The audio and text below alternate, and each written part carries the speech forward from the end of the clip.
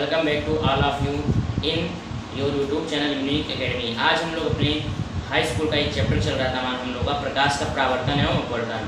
उसमें हम लोग उसके प्रीवियस ईयर के न्यूमेरिकल लगा रहे थे।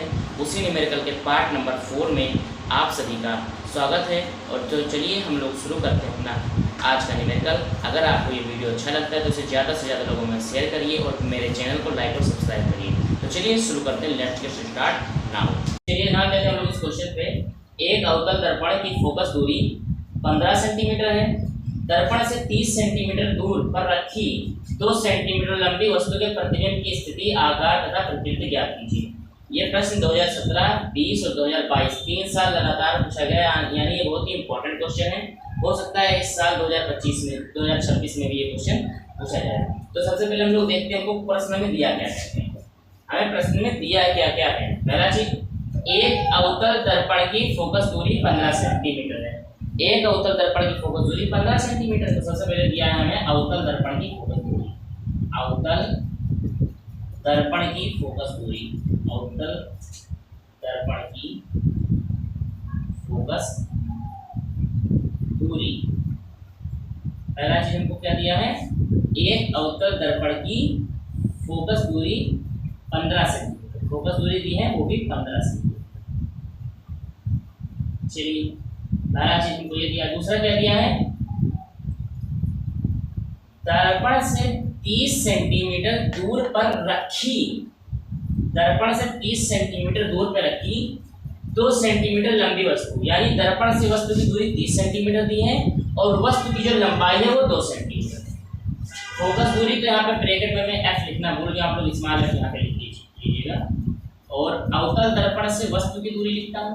अवतल दर्पण से वस्तु की दूरी, अवतल दर्पण से वस्तु की दूरी, अर्थात वस्तु की दूरी को हम लोग यू से लिखते हैं। किससे लिखते हैं?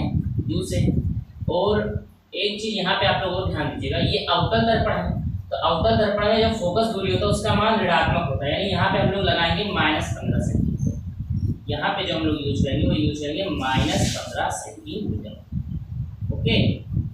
और अवतल दर्पण के लिए वस्तु की दूरी यानी यू का मान भी ऋणात्मक होता है, यानी हम लोग लिखेंगे -30 सेंटीमीटर। -30 सेंटीमीटर। अवतल दर्पण के लिए मैं आप लोगों को पहले भी बता चुका हूँ कि अवतल दर्पण के लिए पहला चीज u का मान और f का मान ये दोनों ऋणात्मक ही होता है। प्रतिबिंब की जो दूरी होती है, जो प्रतिबिंब की दूरी होती है स्थिति पर निर्भर करता है कि वो प्रतिबिंब बन रहा है। अगर दर्पण के पीछे बन रहा है तो धनात्मक होता है, और अगर दर्पण के सम्मुख बन रहा है तो b यानी प्रतिबिंब की दूरी का मान ऋणात्मक होता है। अब इसके आगे हम लोग चलते हैं। 2 सेंटीमीटर लंबी, यानी हमें वस्तु की लंबाई दे दी है। वस्तु की लंबाई, वस्तु की लंबाई एक चीज हमको ये भी दी है। वस्तु की लंबाई अर्थात O बराबर ये हमको दिया है बच्चों 2 सेंटीमीटर। 2 सेंटीमीटर। अब हम लोग देख चुके, हमें क्वेश्चन में दिया है क्या क्या। अब हमें निकालना क्या क्या है, वह प्रतिबिंब की स्थिति। प्रतिबिंब की स्थिति का मतलब होगा कि प्रतिबिंब दर्पण से कितनी दूरी पर रखी हुई है, तो वही स्थिति हम लोग निकालेंगे कि आखिरकार प्रतिबिंब दर्पण से कितनी दूरी पर है। यानी सबसे पहले प्रतिबिंब की दूरी निकालनी है। दर्पण से हमको प्रतिबिंब की दूरी निकालनी है। दर्पण से सबसे पहले हम लोग को निकालना है प्रतिबिंब की दूरी। दर्पण से प्रतिबिंब की दूरी, पहला चीज हमको यानी दर्पण से प्रतिबिंब की दूरी, यानी हमें क्या स्मॉल b का मान निकालना है। फिर निकालना है उसका आकार, यानी वस्तु का हमें उसका प्रतिबिंब का हमें आकार निकालना है।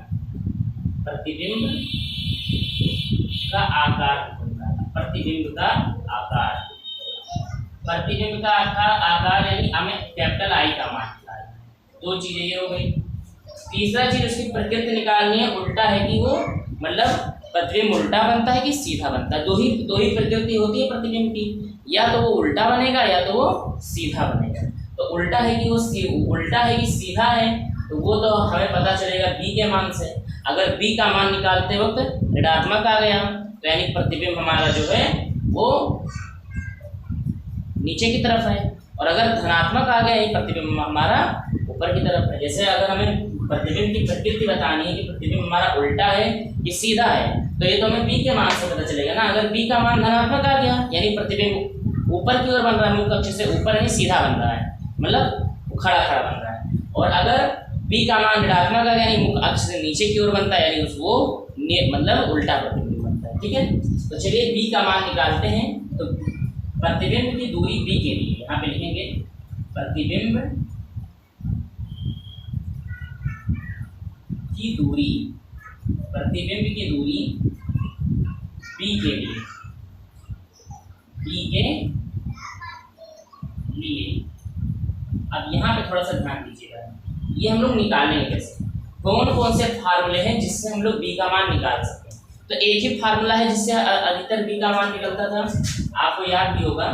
एक ही फार्मूला था, वो था 1/f बराबर 1/b और प्लस 1/u। ये हमारा था अवतल दर्पण के लिए 1/f बराबर 1/b प्लस 1/u। यही फार्मूला हम लोग यूज करते थे। अब इसी फार्मूले से हम लोग b का मान निकालेंगे। तो 1/f f का मान है -15, यहाँ पे रख देंगे -15। 1/b, b का मान है हमारा, ये तो हमें निकालना ही है, प्लस 1/u, u का मान है हमारा -30। ठीक, अब -1/-15 बराबर 1/b और ये प्लस और ये माइनस, ये वाला प्लस और ये वाला माइनस, प्लस माइनस माइनस 1/30। अब इसे हम लोग आगे सॉल्व करते हैं। हमें b का ही तो मान चाहिए, हमें b का मान चाहिए, तो इसी को हम लोग अकेला करेंगे और इसको यहाँ ले आएंगे, इसको इस साइड ले आएंगे। तो ये हो जाएगा 1/-15 और ये पहले से माइनस में है, इधर आएगा तो प्लस में हो जाएगा, प्लस 1/30 बराबर 1/3। अब हमें भिन्नों का जोड़ आना चाहिए, ये दोनों भिन्न हैं ना, अब इसका हमें जोड़ आना चाहिए। अगर इसका हमें जोड़ नहीं पता होगा तो हम लोग क्वेश्चन आगे नहीं लगाना चाहेंगे। तो भिन्नों का जोड़ मैं एक बार फिर बता देता हूँ। सबसे पहले हम इन दोनों का लासा निकालेंगे, 15 और 30 का लासा निकालेंगे। तो 15 और 30 का लासा कितना होता है, 15 और 30 का लासा होता है 30, 15 और 30 का लासा होता है 30, यानी इन दोनों का लासा कितना आएगा 30। अब नीचे वाले से नीचे वाले को भाग करते हैं, 15 से 30 को भाग करेंगे तो 15 गुना 30 यानी 2 आएगा। अब जो आता है उसको ऊपर गुणा करते हैं, यानी 2 एकम 2, 2 एकम 2, यहाँ पे आएगा 2। लेकिन आप लोग ध्यान दें, आपने 15 से भाग नहीं किया था, आपने -15 से भाग किया था। तो प्लस और माइनस का जो भाग होगा वो भी आएगा माइनस में, यानी हमारा आंसर -2 आया था। और -2 का जब हम लोग एक मल्टीप्लाई करेंगे तो ये भी क्या आ जाएगा -2 हो जाएगा। फिर यहाँ पे लगाएंगे प्लस। अब 30 से 30 को भाग करेंगे तो आएगा 1, 30 से कम 30, और 1 का ऊपर 1 में गुणा करेंगे तो आएगा 1 बराबर हो जाएगा 1/b। अब यहाँ पे देखिए -2 और 1 है, तो दोनों का चिन्ह अलग अलग है, तो दोनों घटेंगे, तो 2 में से 1 जाएगा, बचेगा 1। लेकिन आपने पूर्णांकों के घटाव में ये भी पढ़ा होगा कि जो बड़ा होता है उसका चिन्ह लगता है, यानी ये हो जाएगा माइनस का चिन्ह, यानी ऋण का चिन्ह। ठीक है, और नीचे बटे में 30 बराबर 1/b। अब हमको निकालना था b का मान और आया है 1/b, तो हम लोग पहले की तरह इसको पलट देंगे, यानी इसका रेसिप्रोकल कर देंगे। तो इसका जब रेसिप्रोकल करेंगे तो 1/30 जब पलटेगा तो 30/-1 हो जाएगा, ये हो जाएगा 30/-1 और बराबर 1/b को जब हम लोग पलटेंगे तो ये b/1 हो जाएगा, ये हमारा b/1 हो जाएगा।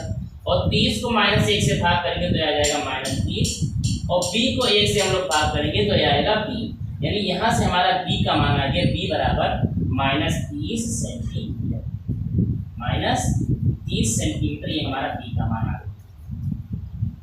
b बराबर बच्चों हमारा आया -30 सेंटीमीटर, ये हमारा b का मान है। तो आप लोग b का मान मैंने निकाल लिया है, यानी वह दर्पण से प्रतिबिंब की दूरी मैंने निकाल ली है। और आप लोग इसका स्क्रीनशॉट करिए पहले, तब हम लोग आगे प्रतिबिंब का आकार निकालेंगे। तो चलिए जल्दी से इसका स्क्रीनशॉट ले लीजिए। जैसा कि हमने अभी निकाला है दर्पण से प्रतिबिंब की दूरी -30 सेंटीमीटर। अब देखिए ये जो प्रतिबिंब की दूरी आई है हमारा, ये आया -30।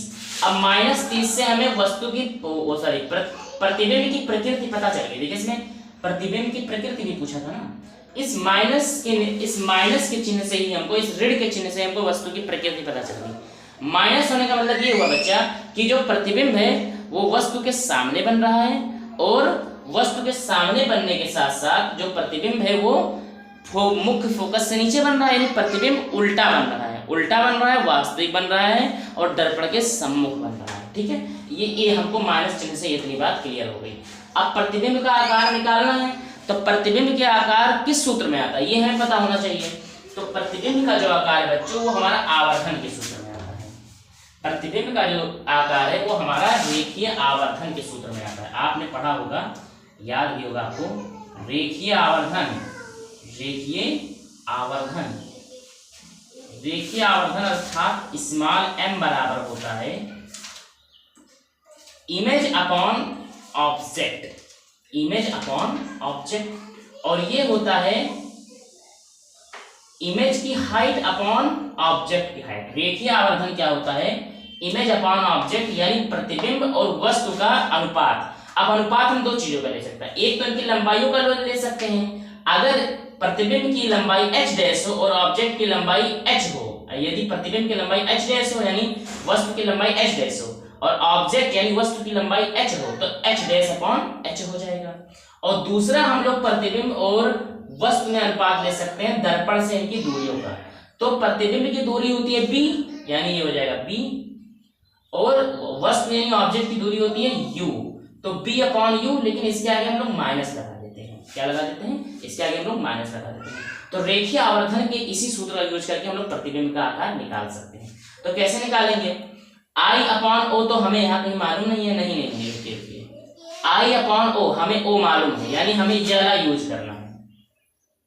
I अपॉन ओ हम लोग क्यों यूज कर रहे हैं? क्योंकि हमें o का मान मालूम है, हमें वस्तु की लंबाई मालूम है, इसलिए हम लोग I अपॉन ओ का यूज कर रहे हैं। और हमें प्रतिबिंब का आकार निकालना है, यानी प्रतिबिंब के आकार का मतलब है प्रतिबिंब की लंबाई। तो इसके लिए हम लोग ये h डैश अपॉन h का भी यूज करेंगे। क्यों?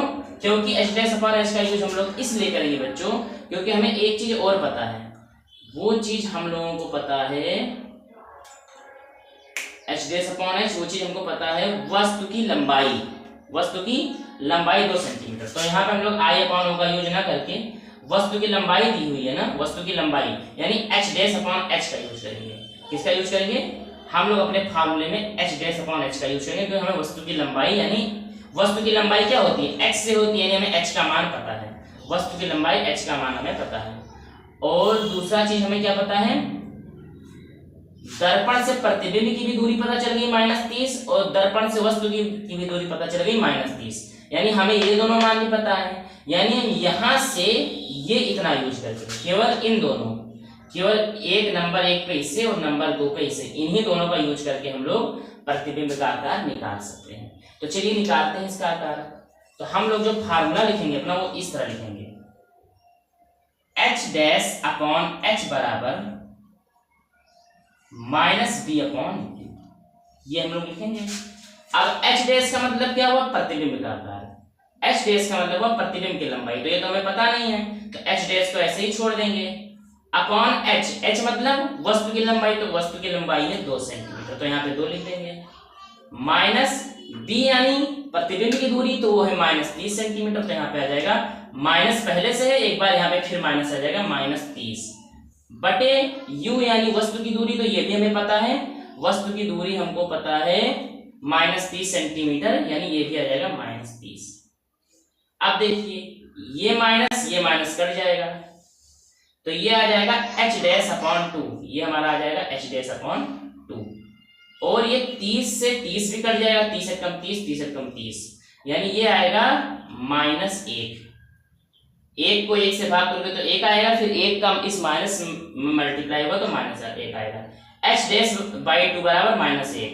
यहाँ से h डैश हम लोग निकालेंगे, h डैश को निकालने के लिए इसका यहाँ पे क्रॉस मल्टीप्लाई हो जाएगा, कैंची गुणा हो जाएगा, तो 2 गुणे -1, तो h डैश बराबर 2 और -1 का गुणा होता है -2, यानी h डैश यानी जो हमारा प्रतिबिंब की जो लंबाई है वो आया -2 सेंटीमीटर।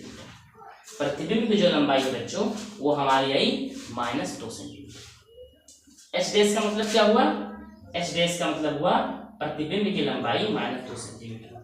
प्रतिबिंब की लंबाई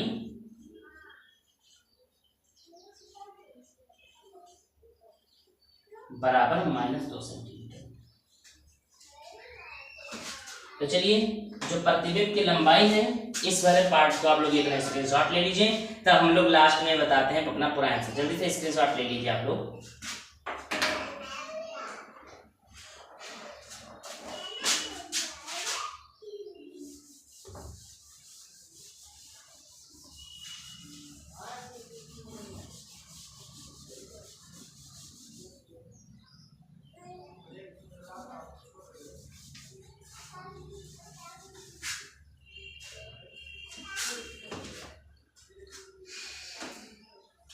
मार्कर कहाँ गया है? ये रहा जिससे भी करना है ये।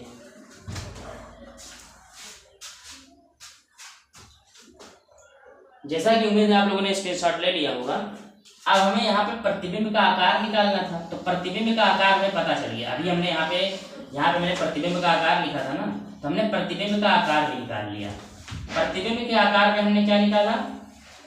प्रतिबिंब के आकार में हमने निकाला प्रतिबिंब की लंबाई। प्रतिबिंब की लंबाई, प्रतिबिंब की लंबाई, और वो हमने कितना निकाला है? -2 सेंटीमीटर। अब हम लोग लिखने जा रहे हैं अपना उत्तर। इन सभी चीजों को देख करके अब हम लोग यहीं पे अपना उत्तर लिखेंगे। ये इतनी सारी चीजें जो भी थी हमारी, हमने ये सारा निकाल लिया। ये हमारा लास्ट आंसर है और अब इसके आधार पर हम अपना उत्तर लिखेंगे। अतः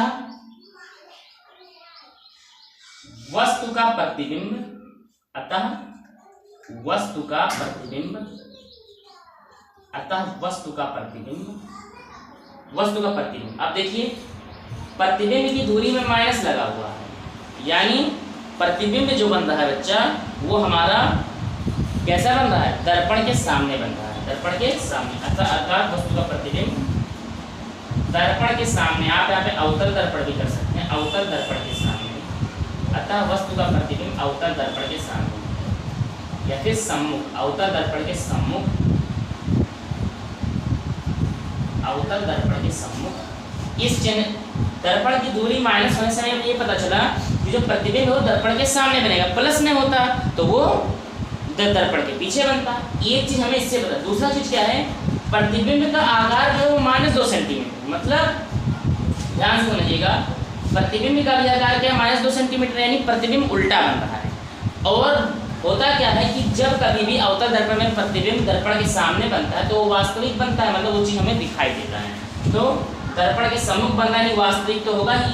माइनस चिन्ह से हमें पता चलेगा कि वो उल्टा होगा, यानी हम लोग इसके आगे एक अक्षर और ऐड करेंगे कि वस्तु का प्रतिबिंब अवतल दर्पण के सम्मुख, अवतल दर्पण के सम्मुख उल्टा वास्तविक के सम्मुख, उल्टा कामा वास्तविक, उल्टा कामा वास्तविक, तथा आप देखिए वस्तु की जो लंबाई आई है वो -2 सेंटीमीटर, और सॉरी जो प्रतिबिंब की लंबाई आई है वो -2 सेंटीमीटर, और वस्तु की लंबाई भी जो थी वो थी 2 सेंटीमीटर, यानी प्रतिबिंब की लंबाई वस्तु के आकार के बराबर ही बनती है, तथा प्रतिबिंब के आकार का ही बनता है, तथा प्रतिबिंब तथा वस्तु के आकार का ही बनता है, वस्तु के आकार के बराबर बनता है, तथा वस्तु के आकार के बराबर बनता है, बराबर बनता है।